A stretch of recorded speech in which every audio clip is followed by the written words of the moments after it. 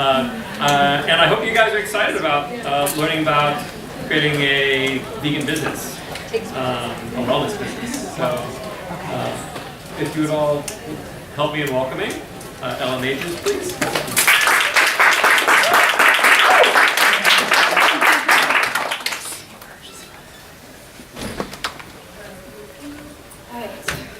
We might have to do some burpees for real. Cool, that wasn't in the plan, but okay. Alright, can you guys hear me? No. No. Now? There we go. Yeah.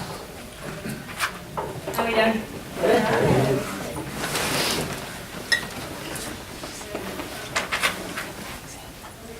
Alright. So, I can't take credit for the name of this. I can't take credit. Allison, she was like, "Ella, can you do a talk on creating a wellness business?" And she said, "How about we call it Burpees and Benjamins, because you're a fitness person." And I was like, "Oh yeah, that's a cool name, right?" So I went, and my mom's staying with me right now. And I said, "Mom, look how cool this name is." She goes, "Who's Benjamin?" Thought everyone knew that Benjamins means money, but apparently not. But in case you don't know, it means money. So we're talking about this taboo word, money. And I think in the wellness industry and other helping industries, we really oftentimes don't want to talk about money. We want to talk about helping people. And I've always wanted to help animals and people for my whole life. And money was always very uncomfortable. But I'm getting over that, and I'm going to share that with you guys today. So, what are we talking about today? I'm going to go over my story. I'm going to tell you about my story. I have gone through a whole gamut of kind of exploring how my career was going to go. I knew it was going to be helping animals and people, but I didn't know exactly how that was going to look like. And it's been an interesting journey, and I'm going to tell you about the progress I've made over the last many years. Then I'm gonna really go into how to actually create an online wellness coaching program, which is what I've done successfully, and I want to share that with you. We're gonna talk about the logistics of that. We're gonna talk about pricing your program, selling your program, and I'm gonna tell you about my newest venture, which is a wellness business consulting program. And then I'll do question and answer. Cool? Alright, so a little bit about me. My background, I've been vegan 20 years. For those of you who don't know me, I knew it was my calling to bring veganism into the mainstream my whole life. Fitness is my other passion, and I jumped into the fitness industry about 14 years ago, and have been working in that ever since. And so my first actual business, and I knew very early that I didn't want a boss. Like, that was very clear very quickly. So I started building my own strong local personal training fitness instructing business right out of college a long time ago. And that was actually, it has a ceiling. That kind of business has quite a ceiling when you're working one-on-one with people. How many of you in here already have some sort of a wellness business of your own?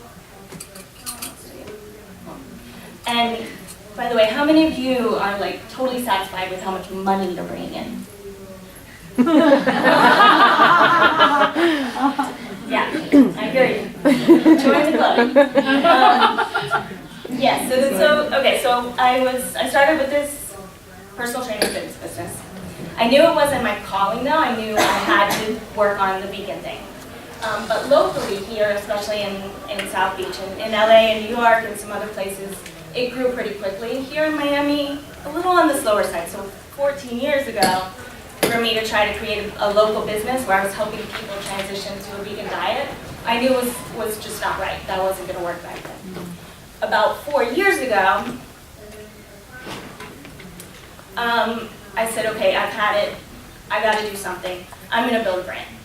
So that's when my brand, the Sexy Fit Vegan, kind of came to be about 4 or 5 years ago.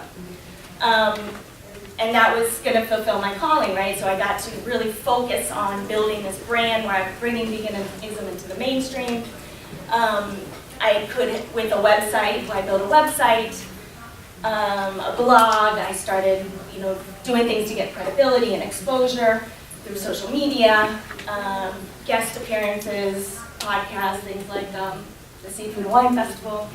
And in doing so, I can have an international reach. So then the market, and as the years have gone by, it becomes so much easier to find people that are interested in making that transition, which is what I wanted to help people do.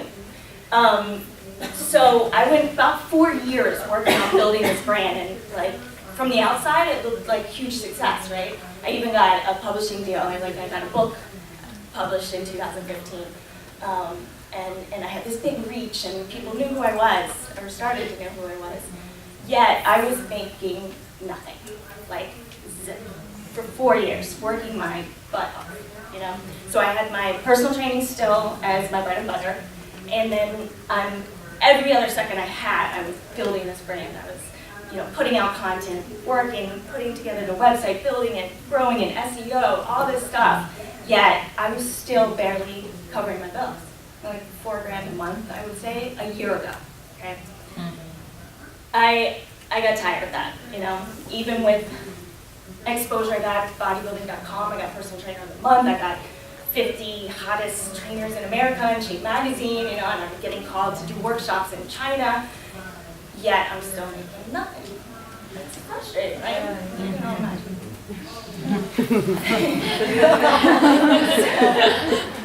So my thing was, how can I transform my business into something that's profitable? I want to make a living. I want money. I want to travel. I'm a human being. I'm a human being too. I want money. So what can I do? I finally dawned on me, I'm going to create an online coaching program. And I set out to I did months of research. I spent thousands, I spent actually tens of thousands of dollars doing the research I needed, getting the support I needed, finding the tools I needed to make this a success. I was determined. I was like, this is it. I'm going to make this happen. And so I called it the 6-week Plant Empowered Coaching Program. And literally in a few months, I think 3 months, I quadrupled my income. And my immediate thought was, all you guys. I was like, I know so many people that are so talented, so passionate about what they're doing. I got to spread the word. I got to help other people do the same thing. That's why I'm here. All right, so let's get into it. How did I do it? So, in order to create a successful wellness business, you've got to have a few things have to be there. Right? You have to have a problem. There has to be a problem in the marketplace ready to solve. You have to have an online presence. So, social media is one of those ways. A website is very helpful for credibility. And it doesn't have to be some fancy website to get started, but some sort of website to build your credibility. And guess what? You have to learn how to sell. I did not want to do that. I was like, no, I can help people, I can coach people, but I can't sell. I don't want to sell, right? We'll get into that in a second. So here are the questions you need to answer right away. First, before you even get started, what problem are you solving, are you going to solve in the marketplace with your program? Number one. Number two, who is it that you want to help? And for me, the problem I'm solving in the marketplace, that was really people that were becoming educated enough to know that transitioning to plant-based was the healthy way to go, the most responsible environmentally way to go, the humane way to go for the animals. People were becoming educated enough to know that, but they didn't have the tools they needed to make that transition on their own, in a sustainable way, especially. So that was the problem. The people I wanted to help originally, women, was my kind of thing. And just to show you things evolve, I've actually accepted 2 men into my program. So I'm working on that. And who do you know now that could benefit from your program? So it's important to already have people in mind that you actually know in your network that you could help with your program. And for me, I had a list of maybe 10 people locally that I thought were true candidates for being a part of my program. And then I had a list of countless people that I knew that would be helpful in referring clients. right? All right, so the creation process. Here's what I wanted to do. I wanted so badly to take as many months as I needed to develop the perfect program that would just help the most people in the most perfect way. I've got this little perfectionist thing going on. And that would have really left me in the same position I've been in. What would I be doing? Personal training, fitness instructing for my bread and butter while I worked every other second of the day, developing this program for months and months without making any money. You know, I was like, you know what, I'm not going to repeat that again. Let me try something different. Here's what I'm going to do. I'm going to create a course outline, which is what I did. Literally 1 page, oh, maybe it was like 3 pages. A course outline week by week. And I decided a 6-week program was the way to go for me. So, and it kind of went along with my book, which is a 6-week meal plan. And then you got to set up your platform. So you have to have that ready to go. Mine was an online platform. If any of you are familiar, I do WordPress for my website, and then I did OptimizePress as my platform. I'm not going to get into too many details today, but just for those of you who know about that stuff. And then guess what? I had to start selling before I even created my program, which scared the crap out of me, right? But again, I was going to do something different. What I had been doing wasn't working. I did something different. So I started selling as I was creating week 1 of my program. I got clients within the first few days. So then, then you have the pressure on. I can't take months to create this program. I have to create this program in 6 weeks as my first clients go through the program. But guess what? I've already brought in 3 clients at $2,500 per client. I've got $7,500 in my pocket that I can then use to help market, and that I could then use to stop doing the personal training, which I was ready after 14 years of doing it. I was ready to do something different. So I could phase that out very quickly and focus on my program right away. So that's what I did. I did 6 weeks. As people went through it, I gained more clients, and I finished the program as I went. Then what else? Okay, to create the program is after enough people have gone through it. So here's when you can really go back and make your program perfect, is after people have already gone through it, then you have a better idea of what they need. Right? You have an idea of what they need before you go, but now I've had 10, 20 people go through it. Now I know how I need to change it to make it even more effective. So then I went back and started changing it and revising it to make it the most effective that I could make it. And of course you want to collect testimonials on the way to use for marketing and social media.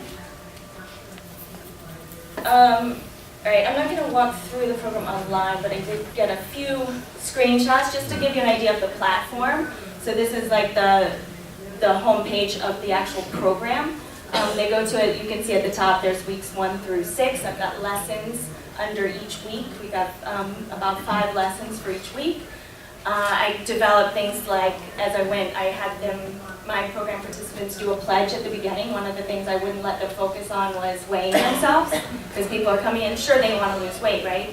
But for me, the weight loss is a side effect of eating a healthy vegan diet.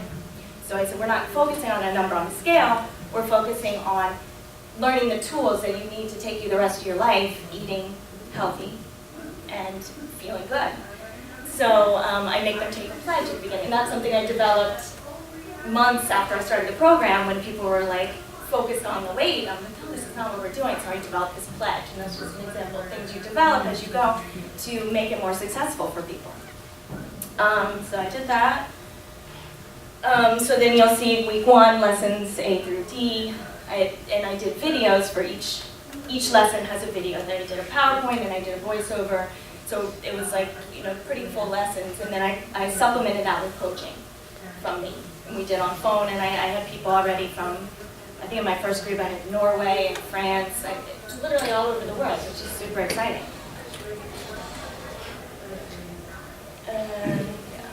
Okay, so let's talk about money again. Pricing your program. So here's the deal, the program is worth as much as you believe it's worth, and no more. So you have to look and say, how valuable is my program to the people I'm going to be helping, right? And so creating a $100 course is not going to give you the same results when it comes to business as a $2,500 course. But you might say, and this is why I said, oh no, $2,500 though, nobody can afford that. Who can afford that? Only the rich people can afford that. So here's the thing. I learned very quickly because I started giving away my program at first. I made the mistake of giving it away to my best friends and people that I really cared about. I said, I'm going to give it away or give it at a really reduced price. Guess how many people that I gave my program to went through the whole thing and got anything out of it? Yeah. It's true. So I said, let me change my attitude about that. The more money somebody invests in this program, the more they take it seriously, and the more they get out of it. It's just that simple.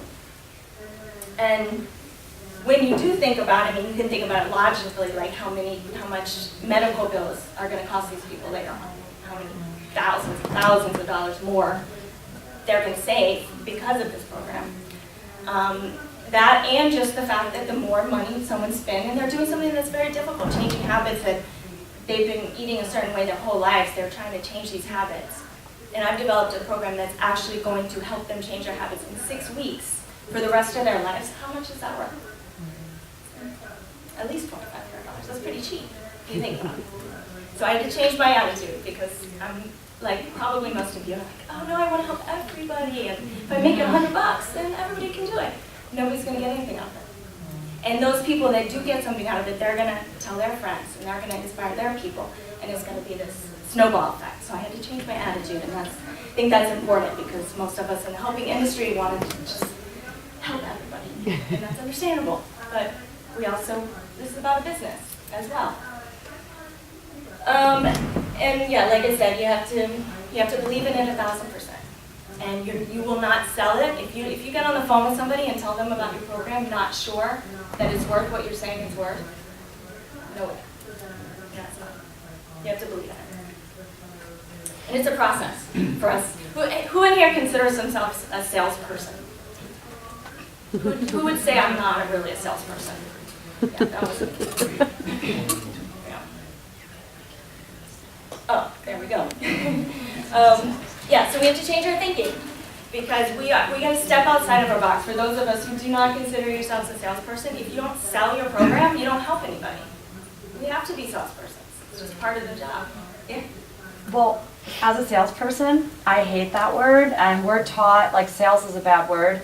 I don't sell anyone anything. I provide value, and I give a service. Exactly. You choose, Exactly. not selling you anything. Exactly. So maybe people just have to get over that word. Yeah, it's a word that, absolutely.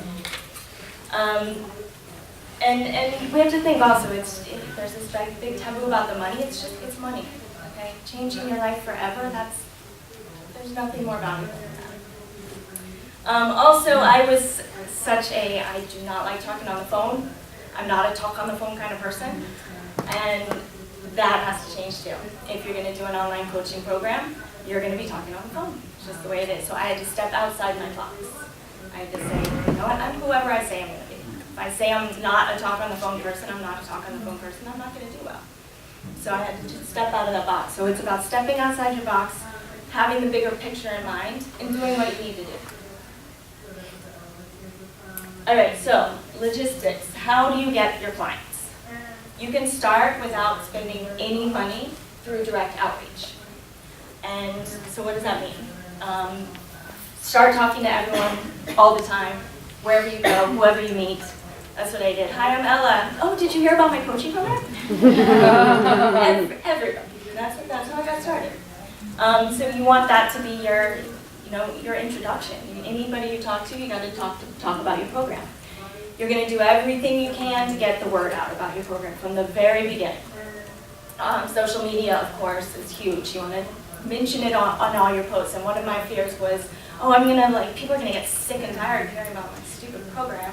If I say it all the time. How much information are we bombarded with every day in social media? We miss stuff. In order for that to work, we have to see it over and over and over again. People see it enough, and then they're like, oh, you know what, I've seen that so many times. What is that about? And that's what it takes. And so getting over that fear of, people are going to get sick of that. We have to get over that too. Phone calls, of course, sending emails. Everyone in your network, you got to get the word out there in whatever way you can. And going back to selling people that you know and selling your friends, it's uncomfortable, but it's the way to get started. It just is. You know, we don't get anywhere staying inside our comfort zone. We got to step out, and I did it, and that was a great. That's how you get started. That's just how you get started. Yes. So then you can scale, and I'm not going to get into advanced lead generation tactics today. But once you get your program underway, you've got a good amount of clients under your belt, you start exhausting your network, and you start bringing in an income, then you have the budget to start new tactics for getting leads. And there's everything. I'm not going to talk about it here, but Facebook ads, and these are things that most wellness professionals don't know how to use successfully. And so as you're doing the direct outreach, you can start to explore all the possibilities there are as you get more of a budget for marketing. And so just putting it all together again, kind of the steps it takes to get started for this kind of a business. You want to answer those crucial questions that we talked about. What's the problem in the marketplace that you're solving? Who do you want to help, and who do you know already that could benefit from your program? You want to make sure you're building your online presence if you don't already have one, and if you have one, continue to build it always. You want to create your program outline first, establish your platform, and then start selling. And then, of course, deciding on your price of your program. Spreading the word, talking to everyone all the time, social media, emails, phone calls. And then from there you can start to utilize more advanced lead generation tactics and really stay strong. Know that there's going to be ups and downs. It's not, if it was easy, everybody would be doing it. It's not easy. It's scary. It's scary to start something new and give up something that has been your bread and butter. But to do something that you're so passionate about and be able to help people all over the world is such a powerful thing to be able to do. Getting outside your comfort zone. And really the last thing I want to just introduce, in the spirit of talking to everyone all the time about what you're doing. I started from this because I was able to go from making $4,000 to bringing in $20,000 a month for a wellness program in 1 year, in less than a year. My new calling is to help people like you. And so I have started an eight-week business consulting program where I help people do what I did and start this program and start a program based on your specialty and what your passion is and help you get that going. And that's about it for the basics. And now I want to take any questions you guys have. Yes. I have a few. So and I probably done this online, but in your 6-week course, is the coaching included or is it extra? The coaching's included. I do a kickoff coaching call, and in that I get people set up. I have a wellness planner that we put together. I have a lot of different tools that we share on a Google Drive, so we can actually, while we're on the phone, look together at the wellness planner, and I help them get all set up, make sure they're all set up with the technology part of it. And then I do a Facebook group, a private Facebook group, where everybody stays and supports each other in the group, which is very powerful. And then I do kind of text support as needed. Right. And at what point did you hire someone else to start creating content for you? When did you? Because that's the biggest problem I'm facing as an entrepreneur. I'm a writer, and my business partner is a chef, and a lot of her energy is spent setting strategy instead of in the kitchen, or she doesn't want to be a caterer. She wants to work one-on-one with people to help them transition to being vegan.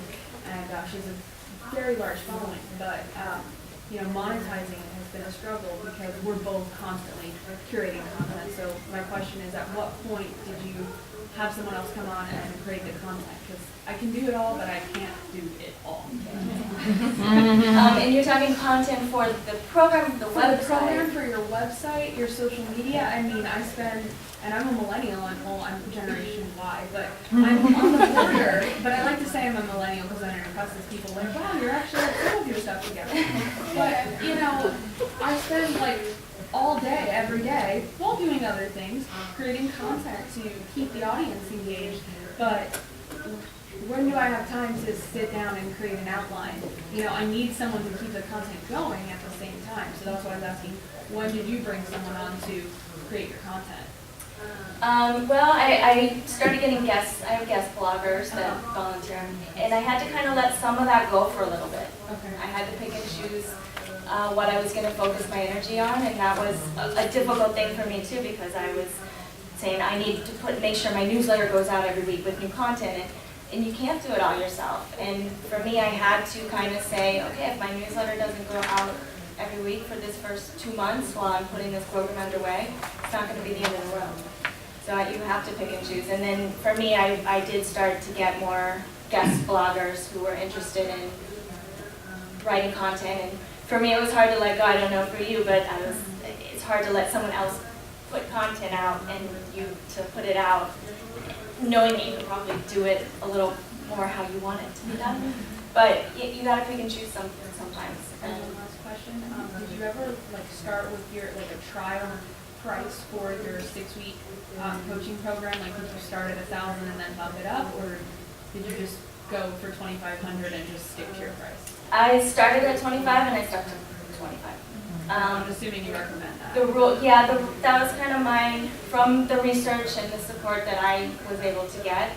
That was kind of what we decided on, and I think the rule is once you've decided on that, just because maybe you're not proficient at portraying your program and helping people make that decision to actually start it, that's what you need to improve on. Not drop the price, but improve on your skills at showing people the value of your program. The last line. Yeah? Thanks. I have a question. Yes.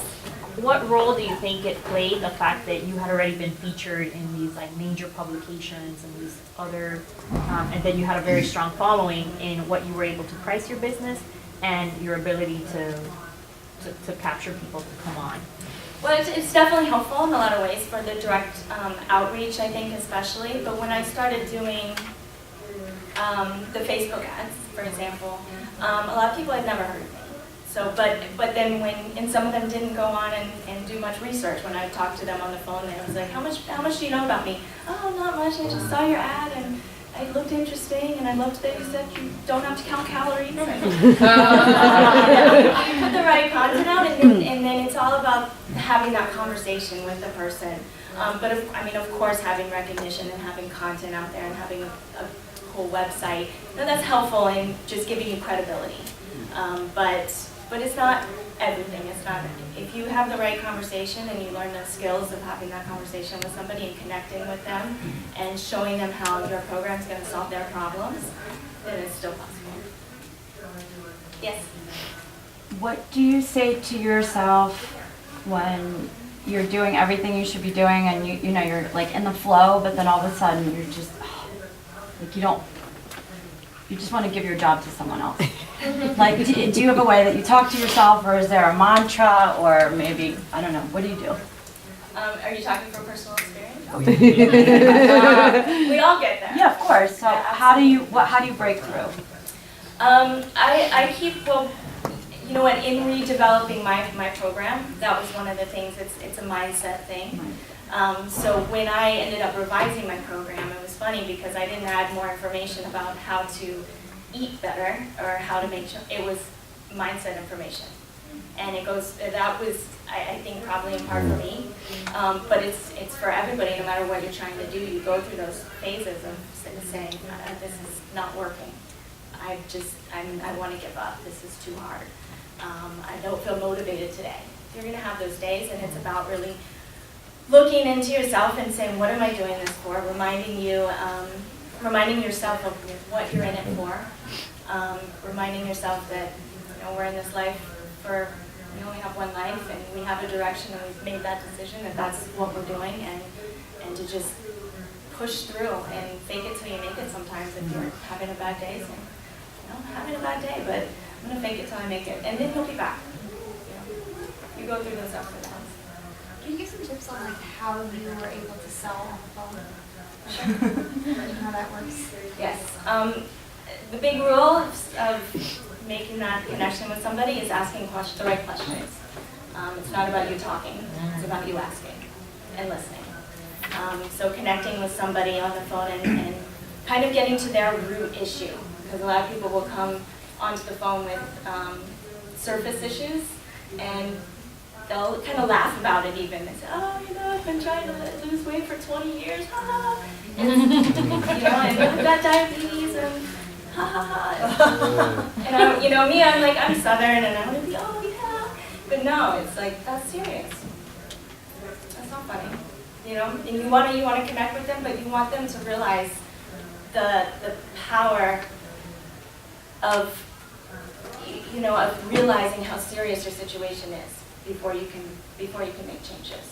So I think really asking the right questions. It's all about asking the right questions, letting somebody realize where their root issues are, and then showing them if it's the right fit. And the whole thing about talking to someone on the phone, if it's not a right fit, I don't want them in the program. I'm not trying to take someone's money that I can't help. I want to help people. So if it's not a right fit, I say this is not a right fit. You have to get to the root problem first. And then if you say, oh, my program, I truly believe is a great fit, I can really help you, then you can talk about your program in terms of how that's going to help solve their root issue. Does that make sense? Yes.